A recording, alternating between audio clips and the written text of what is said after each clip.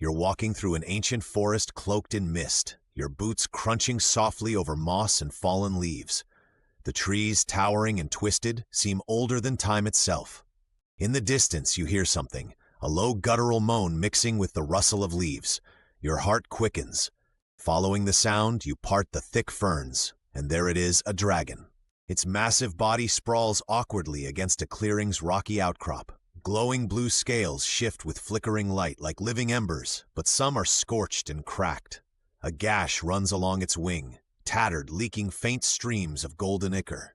The dragon's glowing eyes meet yours, filled with a strange mix of pain and fear. You freeze, it's injured, vulnerable, but it's still a dragon. The kind of creature you grew up reading about, imagining. What do? Run, hide? No, you take a step forward. Easy, you whisper, your voice trembling. Easy. It growls, a low, rattling warning, but it doesn't move. You drop your bag quietly, pulling out a cloth and a flask of water. The first touch of the cool water against its wound makes the dragon flinch, a gust of hot breath sweeping your face. But you keep your hands steady.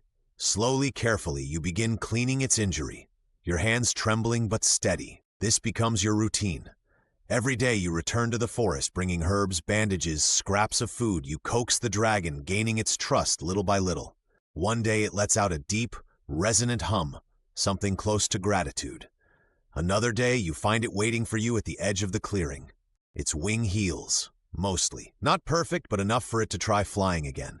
You watch as it awkwardly takes flight, circling above like a glowing ember against the twilight sky. And when it lands, the dragon nudges you, gently bowing its head.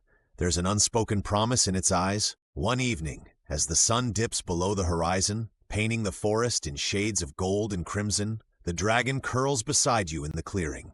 Its scales shimmer under the fading light, and it lets out a deep, rumbling purr. You rest your hand against its warm, smooth flank, feeling its rhythmic breaths. What started as a rescue has become something more, a bond unshakable, forged in trust and care. The ancient tales always spoke of dragons as wild creatures of fire and fury. But here under the stars you found something different, a friend. And as you sit together you realize your life isn't your own anymore. It's part of something bigger, something magical, something that soars,